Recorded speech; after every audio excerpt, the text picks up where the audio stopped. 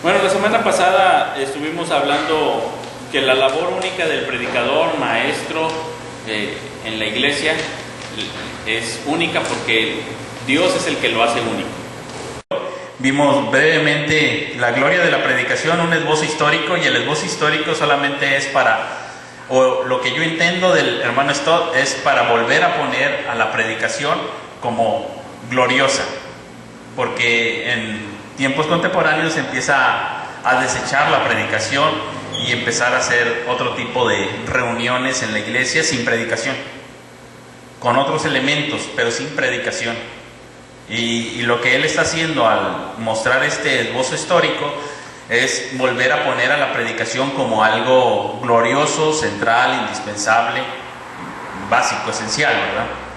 Entonces, vimos un poquito acerca de esto, toda la historia de predicadores, algunas breves prioridades y virtudes que les daban a los predicadores que se esperaban de los predicadores, las características que mencionábamos aquí con Lutero, que se enfatizó la de ser elocuente, que tiene pues ahí depende de la situación de la audiencia. Recordemos que en aquellos tiempos tenían la iglesia alta, que es donde iba la nobleza, los reyes, los duques, todas estas personas que requerían un cierto tipo de predicador, y la iglesia baja del pueblo o de un pueblo más lejano, no de la capital, que requería otro nivel de elocuencia. Sin embargo, tenemos predicadores extraordinarios en las grandes catedrales, en las grandes ciudades y en presencia de reyes, de duques, de la nobleza, ¿verdad?, de aquellos tiempos, que requiere una cualidad de elocuencia. Tenemos también esto de la buena voz, que en gran medida para aquellos tiempos se viene solucionando con nuestros micrófonos. Allá tenían que tener una potencia de voz y mantenerla a tal grado que pudieran llenar, no sé si conocen la primera iglesia bautista, y la llenaban no a que se escuchara apenas hasta la última fila, sino se escuchaba un volumen alto y podían subir y bajar la voz en ese lugar, ¿verdad? En lugares de este tamaño, ¿verdad? Ahora ya en cuestión de potencia, pues se resuelve mucho con nuestros micrófonos, así que podemos ser predicadores con una voz menos trabajada, pero se escucha, ¿sí? Sin embargo, tenemos que trabajar otras cosas de la voz, como la dicción, una modulación, etcétera, otras cosas, ¿verdad? Seguimos ahí observando algunas objeciones acerca de la predicación. Hay una actitud en contra de la autoridad, hay una actitud en contra de la predicación normalmente, y hay una respuesta cristiana que él proponía, que era la predicación dialogal, donde nosotros estemos llevando a cabo un diálogo con nuestros interlocutores, con nuestra audiencia, pero un diálogo mental, donde ellos están no siendo perezosos, sino activos, y no siendo como cuando ven la televisión de perezosos y de que todo lo aceptan, sino que pueden tener un juicio crítico de lo que están oyendo. Vimos que vamos a tener una audiencia influenciada por la televisión, influenciada por nuestra era cibernética, por las culturas, por las comunidades que no son reales, sino más bien de tipo Facebook, y que la iglesia ahí tiene que tener una respuesta muy importante con una comunidad real, en donde se dé ese aprendizaje real, en esa experiencia de comunidad, y no solamente algo virtual. Vimos los fundamentos teológicos para la predicación, y ya ahí mencionó que el tipo de Dios en quien creemos determina el tipo de predicación que vamos a tener. Dios es luz, Dios se ha querido dar a conocer, por lo tanto vamos a tener una hermenéutica que nos permite trabajar con un Dios que se quiso dar a conocer, que no se ocultó, sino que puede ser entendido y que se dio a conocer además en la historia, en una cultura, y entonces podemos nosotros utilizar las reglas del lenguaje y culturales, históricas, para poder entender qué dijo y saber qué dice para nosotros. Dios ha hablado y Dios sigue hablando aún en nuestros días, hablamos acerca de las Escrituras, de la iglesia y de la predicación. Brevemente mencionamos todo esto. Hoy vamos a el tema 4. Bueno, nuestra segunda sesión también tiene otros 3 temas. Vamos con el tema 4, la predicación como puente de comunicación. Después, en el tema número 5, el llamado al estudio. Y el tema número 6, la preparación de sermones. Esos son los 3 temas para la sesión de hoy. Vamos a tratar de cubrirlos en estos siguientes minutos. Vamos a orar para empezar.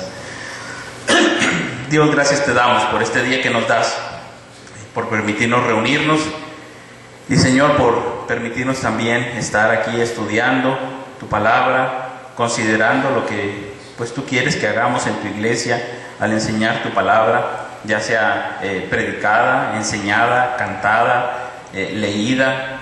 Señor, que tú nos uses en medio de tu iglesia y que nosotros podamos ser así también siervos tuyos, fieles administradores de lo que tú nos has encomendado, y que podamos ser siervos que trazan bien la palabra de verdad, y que podamos así alimentar también a tu iglesia, ser usados en nuestro crecimiento y en el desarrollo de tu iglesia y la expansión de tu evangelio.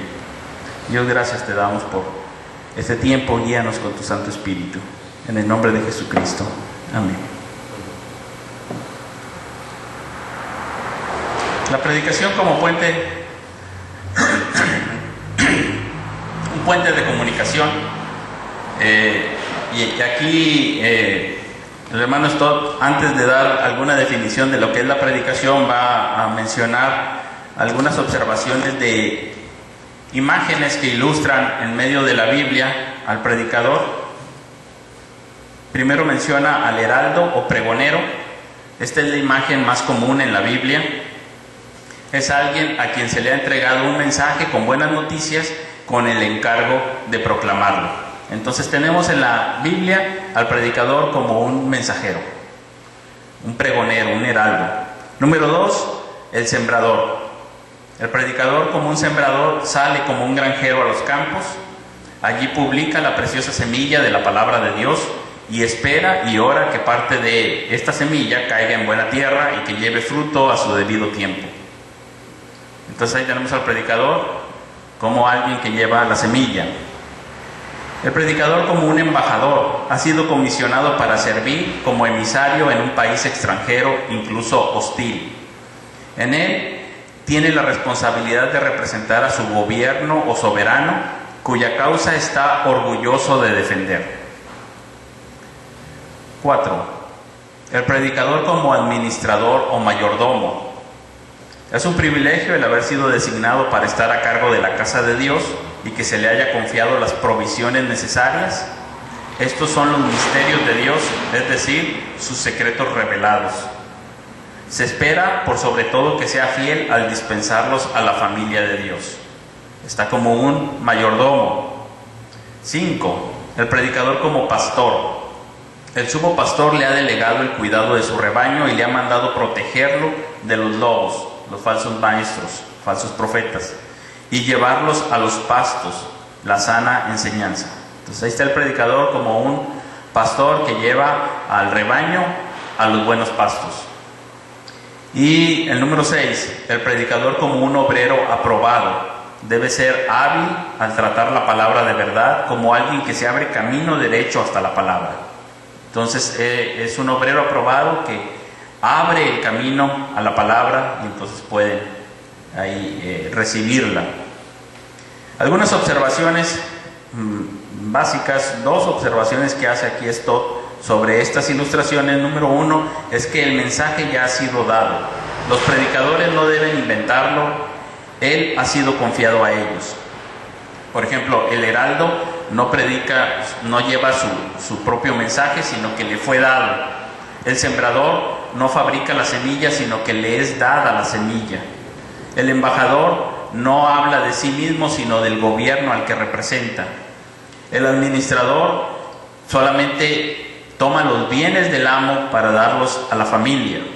El pastor solamente lleva al pasto, no es él el que lo produce.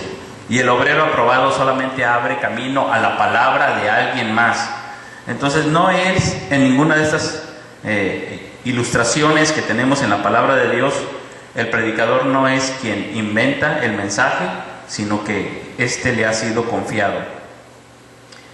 Y el predicador es un siervo bajo la autoridad de alguien más. Todas las ilustraciones quedan claras de que no es él el amo o soberano, sino que es más bien un siervo. Y así somos llamados como predicadores. No tenemos que inventar un mensaje, no tenemos que idearlo. Este ha sido dado y tenemos que mantenernos fieles a ese mensaje que nos ha sido dado. El heraldo que predica o que proclama otro mensaje está siendo un heraldo infiel, ¿verdad? El sembrador que siembra cizaña en vez de trigo está siendo malo con lo que se le ha encomendado, no está haciendo su labor, está sembrando cualquier otra clase de semilla, no la buena semilla. El embajador que se representa a sí mismo es un traidor, no está representando a su nación y está siendo un traidor a su soberano. El administrador que no pasa los bienes del amo también está siendo un administrador o un mayordomo malvado, porque está maltratando a la casa de Dios, porque está reteniendo lo que él debiera de estarles dando. Igual el pastor que no lleva a sus ovejas al buen pasto, pues es tal vez un asalariado que no le importan las ovejas y está viendo por sí mismo. Y el obrero que no está aprobado para trazar o abrir camino derecho a la palabra de Dios, también es un obrero que debe de avergonzarse, no está haciendo lo que se le encomendó, no está sirviendo para la tarea. Lo que no resulta tan claro en las ilustraciones anteriores es la necesidad de que se relacione el mensaje dado a una situación existencial, o utilizando la palabra esta de contextualizar la palabra de Dios. No parece muy claro, y por eso el autor aquí va a utilizar la metáfora del puente, porque usa la metáfora del puente para enfatizar esto que estábamos comentando ahorita en el previo de lo que fue la labor del hermano Stott, el poder mantener los principios bíblicos, pero también aplicarlos a la vida actual. Entonces usa la imagen del puente. Entonces aquí va a hablar de la predicación como un puente. Aunque no tenemos ninguna ilustración en la Biblia al respecto, es claro que este es un concepto bíblico, lo vamos a ir viendo conforme platiquemos, que siempre se ha contextualizado la palabra de Dios, de los principios a través del tiempo y de la historia donde se han dado al tiempo actual en que se menciona, ¿verdad? Siempre se ha hecho esa labor de parte del predicador y lo hicieron los apóstoles y lo hicieron los profetas y lo han hecho todos. El Señor Jesucristo lo hizo y Él mismo es, por así decirlo, también nuestro contemporáneo. Entonces siempre se ha hecho esta parte. Aquí el hermano Stott dice, para contextualizar la palabra de Dios al tiempo moderno, vamos a utilizar la imagen del puente, cruzar el abismo cultural. La metáfora del puente dice, el precipicio representa la profunda grieta entre el mundo bíblico y el moderno. Y el puente representa nuestra tarea. Nuestra tarea es permitir que la verdad revelada de Dios fluya de las Escrituras para entrar en las vidas de los hombres y mujeres de hoy. Entonces, esa es la tarea del predicador. La verdad revelada de Dios, de los tiempos, en la historia y la cultura bíblica, que fluya hacia la gente de hoy en día. Y esa es la labor del predicador. Entonces tenemos aquí cualquiera de los dos extremos: exponer solamente el mundo bíblico y quedarnos allá, o hablar sobre el mundo moderno y desligarnos de las verdades bíblicas y perder lo esencial. Entonces podemos tener las dos desviaciones. Ser demasiado liberalistas y nada más hablar del mundo moderno y perder lo esencial de la verdad de Dios, o ser demasiado fundamentalistas y solamente hablar de los tiempos bíblicos sin su aplicación a los tiempos actuales. Entonces la idea del predicador es hacer este puente entre dos mundos. Precedentes históricos y bíblicos. Nos dice el hermano Stott, esto de aterrizar la palabra en el mundo no es algo opcional, es una característica indispensable de la verdadera predicación cristiana. En verdad es una obligación impuesta en nosotros por el tipo de Dios en quien creemos y por la forma en que Él mismo se ha comunicado con nosotros, es decir, en Cristo y mediante las Escrituras, mediante su palabra viva y escrita. En ellas comunicó su palabra a seres humanos mediante palabras humanas en contextos históricos, culturales precisos. No habló con generalidades ausentes de influencia cultural. Entonces, esta es una implicación para el estudio hermenéutico que hacemos, ¿verdad? Si Dios quiso hablar en términos humanos, en un idioma humano, en un contexto cultural, histórico, humano, que tiene todas sus particularidades, y ahí se quiso dar a conocer claramente. Entonces esta es una indicación clara de que nosotros debemos de estudiar ese idioma, ese contexto histórico y cultural para poder saber qué dijo, qué significó para ellos, y entonces poder extraer los principios para nosotros. No habló solamente de generalidades como hacen algunos profetas modernos como Nostradamus. Entonces él habla generalidades y entonces cada quien interpreta como puede, y es tan general que en cualquier época lo pueden interpretar de maneras diferentes para los asuntos actuales. Y entonces es tan general que lo lean y aquí se está hablando de las Torres Gemelas, y aquí está hablando de la final del fútbol, etcétera, porque son generalidades, y eso nos deja sin base segura. Es tan general que ahora sí las profecías de Nostradamus pueden decir cualquier cosa. Cualquier cosa que yo quiera, ahí lo puedo acomodar. Sin embargo, cuando Dios está revelándose en un lenguaje humano, en una cultura humana, en una historia humana, y yo estudio ese contexto, entonces yo puedo saber qué dijo y qué significó lo que dijo para los que lo oyeron, y de esa manera entonces ver qué significa para nosotros hacer ese puente. De otra manera no podría, ¿sí? No podría hacerlo. Debemos sumergirnos valientemente en ambos mundos, el antiguo y el moderno, el bíblico y el contemporáneo, y escuchar a ambos con atención, puesto que solo entonces entenderemos qué dicen y discerniremos el mensaje del Espíritu para la presente generación. Alguien le preguntó a Karl Barth, ¿qué hace usted para preparar su sermón del domingo? Barth respondió, tomo la Biblia en una mano y el diario en la otra. Es decir, estoy consciente de la cultura bíblica y la cultura contemporánea, de tal manera que pueda hacer ese puente. Y así preparo mi sermón del domingo, dice. Está con la Biblia y con el diario, una representación de lo bíblico y lo moderno. Un teólogo alemán, Toluk, dice, el sermón debería tener al cielo por padre y a la tierra por madre. Entonces no solamente son las verdades eternas, sino también cómo se vive eso aquí en la tierra. O no solamente es cómo se vive eso aquí en la tierra, sino con las verdades eternas. Entonces aquí hay un puente.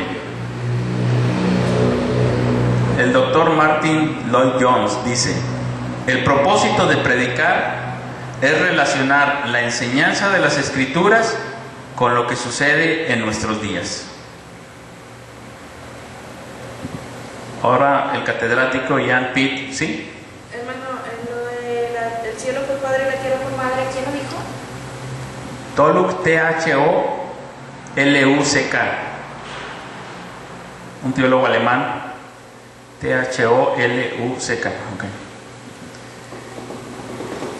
Cada sermón se estira como la cuerda de un arco entre el texto de la Biblia por un lado y los problemas de la vida contemporánea por el otro. Si la cuerda no está bien atada en uno de los dos extremos, el arco es inútil. Entonces, por un lado dice está atada la cuerda en el texto bíblico y por el otro en los problemas de la vida contemporánea. Y entonces ya se estira. Si uno de los dos no está atado, dice, pues no sirve, no lanza nada. Cristo, nuestro contemporáneo. En esta sección solamente voy a mencionar una frase de Spurgeon que responde a la pregunta ¿qué predicaremos?, hablando a sus estudiantes y demás maestros. Spurgeon les dice: de todo lo que quisiera decir, esto es el resumen. Mis hermanos, prediquen a Cristo, por siempre, jamás. Él es todo el Evangelio. Su persona, oficios y obra deben ser nuestro gran tema, que todo lo abarca. El mundo aún necesita que se le hable de su Salvador y del modo de llegar a Él. La salvación es un tema por el cual reclutaría gustosamente toda lengua divina. Codicio testigos del glorioso Evangelio del bendito Dios. Oh, si Cristo crucificado fuera la preocupación universal de los hombres de Dios. Básicamente lo que nos está diciendo Spurgeon: ¿quieres ser bíblico y contemporáneo? Predica a Cristo. Siempre que vas a la persona de Cristo, a sus obras, a su persona, a sus oficios, dice, siempre vas a ser bíblico y contemporáneo y siempre va a llegar a la gente. Predica a Cristo y eso va a ser lo más importante que vas a tener que predicar toda tu vida. Dice, por siempre, jamás. ¿Qué predico? Pues por Spurgeon es muy claro, ¿sí? Porque de esa manera no te vas a perder y estés en un pasaje de Isaías o de Apocalipsis o de Romanos, cuando puedes ver la centralidad de Jesucristo ahí vas a ver claramente qué predicar, ¿sí? No te vas a perder en ninguno de los dos sentidos. Cristo, nuestro contemporáneo, llegó y nos hizo clara la palabra del Señor. Voy a brincarme por aquí la parte que habla él de la ética cristiana y las cuestiones de carácter político y social, para hablar de tratar temas controvertidos. Algunos dicen que los predicadores no debieran de tratar temas controvertidos, sino irse solamente por los asuntos que son siempre aceptados por todos, que no van a generar controversia, porque de esa manera las personas van a crecer en una doctrina sana y sin pleitos, sin desavenencias, y que va a ser una forma muy tranquila y pacífica de desarrollar la predicación. Entonces algunos optan por decir, yo no trato ningún tema controversial en la iglesia, en la predicación o en la enseñanza, en los cursos, y de esa manera no tienen problema. Entonces ya un pastor puede decir, oye, te invito a predicar, nada más no me toques ningún tema controversial, y ya, de esa manera mantienen un cierto estado de las cosas. El hermano Stott dice que al contrario, dice, ayudar a los cristianos a desarrollar una mentalidad cristiana no es una mente repleta de respuestas memorizadas a cada pregunta, todas archivadas, ordenadas como en la memoria de una computadora. Es más bien una mente que ha absorbido las verdades bíblicas y presuposiciones cristianas en forma tan acabada que es capaz de ver cada tema de interés desde una perspectiva cristiana y llegar entonces a una apreciación cristiana al respecto. En términos más simples, se puede decir que una mente es cristiana cuando ha comprendido bien el esquema bíblico, que consta de 4 elementos: la creación, la caída, la redención y la consumación, y cuando es capaz de evaluar los fenómenos de la vida a la luz de él.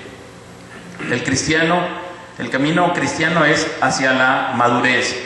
Entonces él está diciendo que tratar temas controvertidos en la iglesia ayuda a la iglesia a desarrollar su madurez cristiana, y ayuda a la iglesia a tener una mentalidad cristiana que absorbe los principios de la palabra de Dios, y que con esos principios y ese enfoque, esa cosmovisión cristiana, ahora sí puede analizar cualquier otra cosa de la vida, ya sea el aborto, la homosexualidad, la Navidad, las fiestas, el cuidado de los ancianos, la música, cualquier otro tema. Entonces dice, si tratas uno de esos temas, cualquiera que sea controvertido en tu época, estás llevando o estás fomentando que la iglesia vaya creciendo hacia la madurez, ¿verdad? Vaya desarrollando una mentalidad cristiana y no solamente evadiéndolos para no decir nada al respecto. Entonces, él trabajó mucho así al respecto sobre estos temas. Definitivamente que podemos encontrar algunos libros de él que tratan de los temas actuales. Bueno, y no sé cómo o qué diría ahora que ya tienen una obispa mujer, ¿verdad? ¿Qué diría en sus comentarios? Pero cualquier tema que pudiera generar controversia lo podía llevar al púlpito para tratarlo desde la perspectiva cristiana y que la iglesia pudiera ir desarrollando una mente cristiana hacia la madurez. Bueno, esta es la primera parte, como el puente, esta ilustración del puente, el predicador haciendo esa función de puente, aún en temas que pueden ser controversiales, pero ir desarrollándolo. Luego viene el llamado al estudio. El llamado al estudio lo puse aquí muy breve porque creo que ese es muy obvio. Billy Graham dijo en una ocasión que si pudiera repetir su ministerio haría 2 cambios. Todos lo miraron atónitos porque pues decían, su ministerio es exitoso, no tiene que hacer ningún cambio. La mayoría de las personas a esa edad dirían, no me arrepiento de nada, si volviera a iniciar lo haría igual. La mayoría dice eso, ¿verdad? Y suena, wow, no, él sabe lo que hace.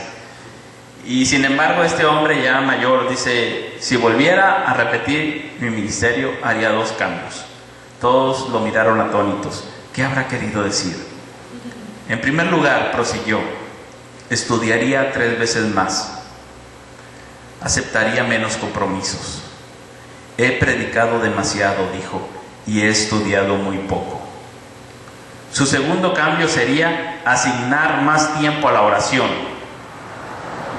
Y concluyó diciendo, si solo tuviera 3 años para servir al Señor, pasaría 2 de ellos estudiando y preparándome.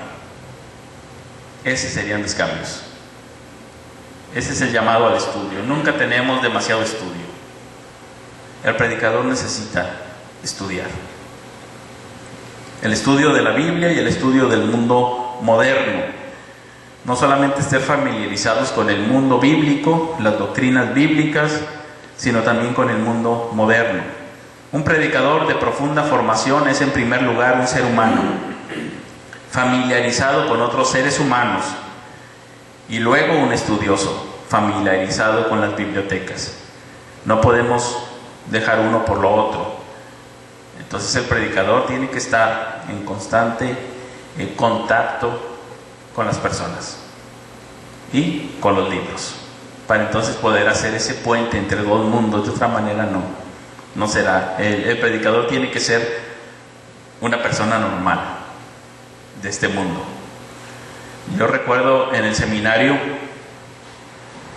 era muy común que todos tuvieran lecturas de libros cristianos. Todos estaban leyendo 1 o 2 o varios libros cristianos. Y un maestro nos pregunta, ¿qué libro están leyendo que no sea cristiano? Que no sea de doctrina o de predicación o de algo de la Biblia. ¿Alguien está leyendo un libro que no sea cristiano? Y levanto yo la mano. El perro alemán, el pastor alemán. Cómo criar a un pastor alemán, cuidarlo, etcétera, etcétera, etcétera. Y se llamaba El Gran Libro del Pastor Alemán, un volumen así. Muy bien, alguien está leyendo y todos me voltean a ver, ¿por qué estás leyendo eso? Debes de leer algo cristiano. Porque pensaban que el predicador iba a decir, o el maestro iba a decir, muy bien, deben de leer solamente libros cristianos. Y dijo lo contrario, dijo, no, de vez en cuando deben de estar leyendo un libro que sea del pastor alemán, ¿verdad? Lean algo que no sea solamente cristiano, porque esa es una costumbre muy común entre los seminaristas. Te cierras en un mundo o en una subcultura, ¿verdad? En un submundo, ¿verdad? En una cúpula nada más. Y el predicador debe ser un estudioso sí de la Biblia, pero también alguien que es un ser humano normal, familiarizado con los humanos, y que puede entablar una plática sobre perros si quiere, con otros que les guste ese perro, y entonces tiene algo de conversación. Si no, ya no tiene punto de conversación con nadie, ¿verdad? Solamente con seminaristas, con teólogos, con maestros, y su tema de conversación nada más es con los de su especie. Pero no puede hablar con la gente normal porque no tiene ya puntos. La preparación de sermones creo que lo hemos hecho en varias ocasiones el curso, y lo vamos a volver a hacer. Aquí el hermano nos está diciendo: escoge el texto, medita al respecto, determina la idea central. No lo voy a tratar como él lo trata, eso lo vemos en otros cursos. Definitivamente que es muy importante distribuir el material de modo que refuerce la idea principal. Solamente voy a mencionar algunas ideas que él está expresando aquí. La primera dice: los predicadores deben esforzarse por lograr simplicidad y claridad. Simple y claro. Esa debe ser una tarea. Así nos decía el maestro Lloyd. A ver, la idea principal, ¿qué dice el texto? Escríbelo. Y ya escribías como 3 renglones. Muy bien, eso dice el texto. Ahora trata de hacerlo más simple y claro y pónmelo nada más en un renglón. Y ya esa es una tarea titánica cuando tu cerebro se está atrofiando y dices: ¿cómo lo pongo claro solamente en un renglón, en una frase? Bueno, ahora él seguía su ejercicio diciéndonos, hasta llevarnos a decir: si me quisieras decir una palabra que expresara el texto, ¿cuál dirías? Y hasta allá nos llevaba.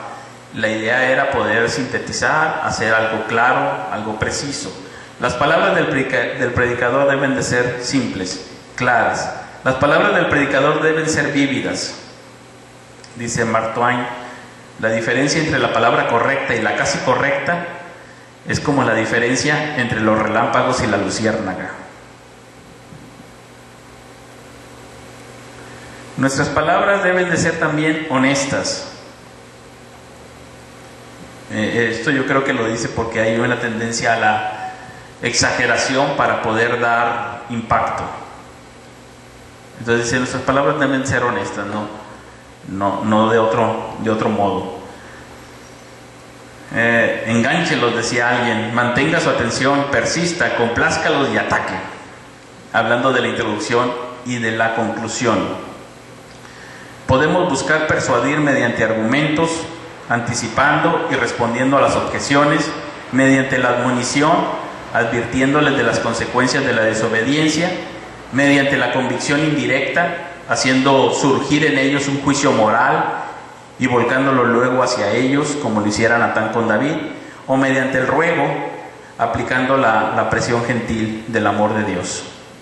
Él está hablando aquí de diferentes formas de persuadir a la hora de predicar, y está hablando uno mediante argumentos, y esta es una exposición razonada, lógica, mediante argumentos, que hacía mucho el apóstol Pablo. Entonces dice: cuando prediquemos podemos persuadir mediante argumentos, porque las personas tienen cerebro y están pensando y están analizando. Entonces podemos ir con argumentos claros de la palabra de Dios. O dice también mediante una admonición, advirtiendo las consecuencias de la desobediencia. Entonces algunos profetas así lo hicieron también. Si ustedes hacen esto, va a ocurrir esto, así que no desobedezcan, y había una admonición ahí.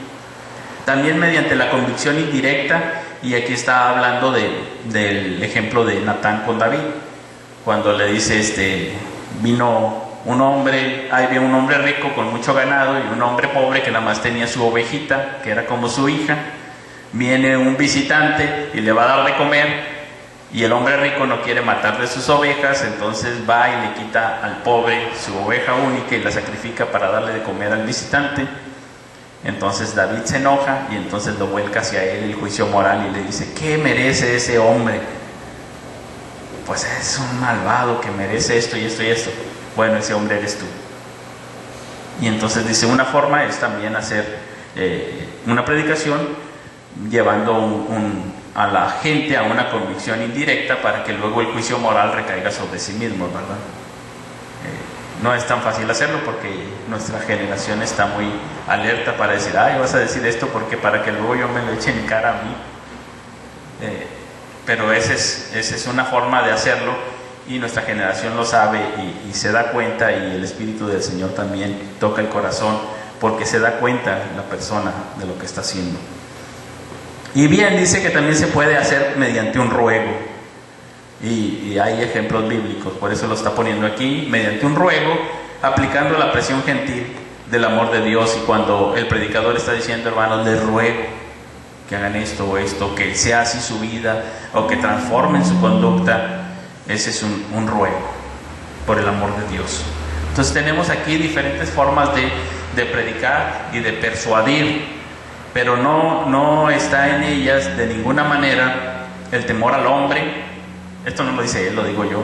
No está el temor al hombre, no está la mala conciencia, que a veces se juega con la mala conciencia de las personas para poderlos convencer y mover. No están esos otros trucos psicológicos que a veces se utilizan. Redactar el mensaje y orar al respecto. El consejo de Charles Simeons, este hombre era un predicador fiel por muchos años. No recuerdo el lugar a donde llegó, pero es allá en Inglaterra, en el Reino Unido. Pero él llegó a predicar y no lo querían. Cambiaron, pues como es en las iglesias, ya al predicador viejo va de salida y entra un predicador nuevo, joven, y pues lo quisieron boicotear, así que cerraron con llave donde guardaban todas las bancas. No recuerdo cuántos años, pero como 10 años él estuvo predicando sin bancas. La gente que venía a escucharlo, lo venía a escuchar de pie. Y él dijo, no me ponen bancas. No le hace, yo vengo a predicar porque Dios me manda a predicar, y estuvo predicando. Hasta que ya después le pusieron sus bancas, se dieron cuenta de que era un buen predicador, un fiel hombre de Dios, y finalmente pues Dios transformó los corazones y abrieron donde guardaban la bodega de las bancas, ¿verdad? Para que se sentaran. Bueno, después fue un hombre muy respetado y enseña a sus estudiantes de no predicar improvisadamente hasta haber predicado entre 300 y 400 sermones escritos, o haber estado predicando 3 o 4 años. ¿Qué tal? Digo, porque luego nosotros somos muy dados a, no hombre, ya nada más leí el texto bíblico y no llevo escrito, no llevo notas. No llevo notas, y yo he visto que aquel predicador, 30 años predicando. Yo he visto que aquel predicador se levantó nada más con la Biblia y empezó a predicar y no traía notas. Yo quiero ser como él. Bueno, la única diferencia, decía Simmons, primero predica 3 o 4 años seguidos con escrito, domingo tras domingo. Primero predica 300 o 400 sermones escritos, y después ya te atreves a pararte una vez sin escrito, solamente con la Biblia, y predicar improvisadamente. ¿Quieres ser como él? Empieza escribiendo tus sermones, tomando notas, y no te pares sin notas. No te atrevas, no seas osado y decir, yo así nada más, y la guía del Espíritu Santo y la palabra de Dios me van a ayudar, y vámonos. Y empiezo a hablar. Escribir nos obliga a pensar claramente. ¿Lo puedes escribir? Entonces tu pensamiento va a estar claro. ¿No lo puedes poner por escrito? Quiere decir que necesitas pensar más al respecto. Redacta el mensaje y ora al respecto, nos dice el hermano Stott. Un predicador afroamericano decía, primero leo hasta saciarme, luego pienso hasta aclarar las cosas, luego oro hasta entrar en calor, y luego lo dejo salir. Pasos sencillos para él. No tiene mucha biblioteca, allá metido en medio de África, pero dice, yo leo hasta saciarme, pienso hasta aclarar las cosas, oro hasta entrar en calor y luego lo dejo salir. Y que el Señor use su palabra en medio de su iglesia. Bueno, aquí brevemente hemos tocado el puente, el llamado al estudio y la preparación del mensaje, la preparación del sermón, que debe de llevar algo escrito también. Así que considerémoslo, siempre tengamos algo escrito de lo que hemos estudiado o meditado. No sabemos en qué momento algún maestro, predicador, alguien no va a estar por alguna causa, se le atravesó el tren o se le ponchó una llanta, y entonces el Señor nos puede utilizar para compartir su palabra. Tenemos ahí varios consejos muy valiosos sobre preparar el mensaje y siendo siempre conscientes de que es la palabra de Dios hacia la iglesia de Dios y que el Espíritu de Dios está ahí también obrando y es lo que hace trascendental nuestra obra. Tenemos un llamado muy grande, muy importante. Entonces aquí tenemos unos minutos para preguntas o comentarios.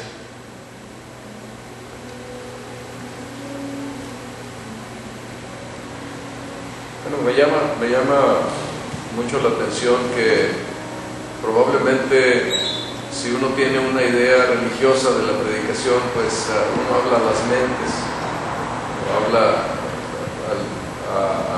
solamente a las mentes de los hombres, ¿no? Para que entiendan las ventajas de la religión, las diferencias contra otras, etc. Pero me llama la atención que la predicación habla al corazón de los hombres. La palabra de Dios es viva y eficaz, penetra hasta lo más profundo de nuestras vidas. Y esa es una obra que pues solamente Dios puede hacer a través de hombres comunes y corrientes. También me llama mucho la atención cuando me tocó ver Efesios, cómo el énfasis es que es el Señor Jesucristo que está obrando a través de sus apóstoles, pero sigue obrando a través del tiempo y sigue obrando a través de nosotros, sea para evangelizar, para predicar, para enseñar. Pero es Dios mismo operando a través de las personas en medio de toda esta necesidad de preparación, de técnicas, de trabajo, de esfuerzo, de ejecución. Es Dios mismo el que está trabajando para convencer, para atraer, para aclarar, para hacerles pensar, para iluminar el alma, lo que Dios tenga en su propósito con cada persona. Pero me llama mucho la atención esos dos detalles tan importantes, ¿no? Dentro de todo este contexto. Sí, gracias. ¿Alguien más? Piensen en ustedes mismos ahora como predicadores y como personas que tienen que enseñar a niños, a jóvenes, a adultos, a predicar o a evangelizar, o en las generaciones futuras, cuando el tiempo pase, o por medio de cantos también se está compartiendo el mensaje. Si estamos nosotros trabajando ahí en este cometido de hacer un puente, porque aún los cantos llevan un cierto puente, ¿verdad?, de comunicación de verdades bíblicas hacia el tema actual, ¿verdad? Pensemos en nosotros mismos al estar estudiando, si estamos trabajando nuestros textos para exaltar a Cristo, su obra, su persona, sus oficios, si estamos nosotros centrándonos en Jesucristo. Pensemos un poco si estamos también nosotros pues atendiendo a ese llamado al estudio, un llamado serio, como lo dijera Billy Graham. Estudiaría más, he predicado demasiado y he estudiado muy poco. El poder decir, voy a estudiarlo y luego a predicarlo, y al ponerlo por escrito para poder llevar la idea clara, simple, precisa, y que así pueda llegar a los demás como una forma clara, simple, precisa, de una manera honesta, y orando al respecto. Escríbelo y ora sobre ello, como decía aquí el predicador africano, oro. No solamente lo leo y lo pienso, sino luego también oro. Y luego ya lo dejo salir. Sí, Carlos. Retomando lo de la música, ¿verdad? Porque yo creo que una de las cosas que se ha insistido es que todo músico debe de ser un teólogo, debe saber, debe conocer, y entonces el impacto se vuelve, el impacto que esto trae genera un verdadero ministerio hacia las personas a quienes se les encamina para adorar y alabar. Creo que esto es fundamental. Sí, y de alguna manera, digamos que la música tiene un camino todavía más